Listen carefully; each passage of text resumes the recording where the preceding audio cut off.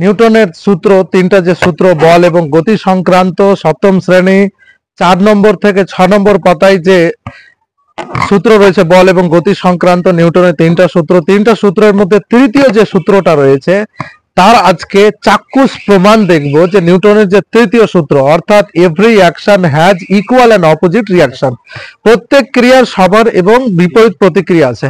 তো একটা বেলুন আমি ফোলালাম, এই বেলুনটা যখন ছাড়বো কোন দিকে যাবে, কিভাবে যাবে বলো তো একটু।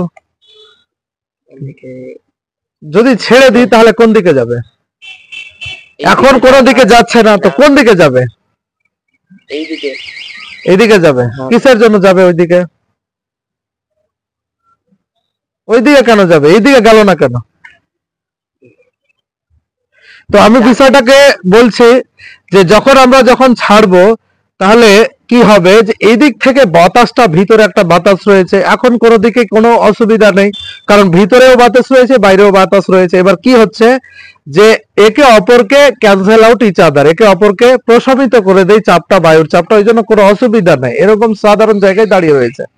এবার আমি এদিক ওদিক যাচ্ছে না, এবার আমি যদি ছেড়ে দিই তখন আমরা বুঝতে পারবো, তোমরা লক্ষ্য রাখবে, এই একটা বেলুন যখনই ছাড়বো এ কি করবে, একটা ছোট্ট জায়গার উপরে অসংখ্য যে মানে মানে আয়তন, একটা নির্দিষ্ট আয়তনে যে ভলিউমটা রয়েছে, প্রেসার, কার প্রেসার দিচ্ছে, অর্থাৎ চাপটা প্রচুর, একটা কম জায়গার মধ্যে বায়ুর চাপ, ওই বায়ুটা কি করবে, একটা ছোট্ট যে মুখটা, বেলুনের মুখ, এটা দিয়ে বেরোনোর চেষ্টা করবে, অর্থাৎ বাইরের বায়ুর উপর একটা প্রেসার ক্রিয়েট করবে।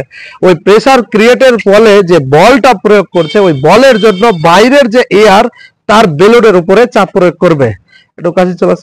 এবার দেখতে পাবে যে যখন ছেড়ে দিচ্ছে,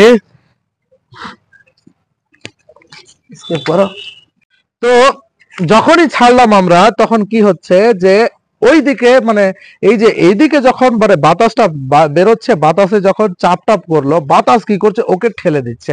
যখনই ঠেলছে বলে এই দিকে এলো না, মনে হবে যে এই দিকে যাচ্ছে। আমি আর একবার দেখাচ্ছি,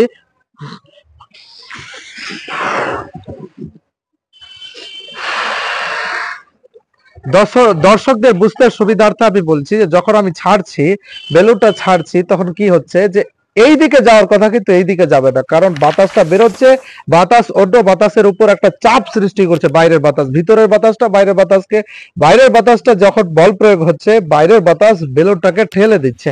আপনারা দেখতে পাবেন এই যে চলে আসলো।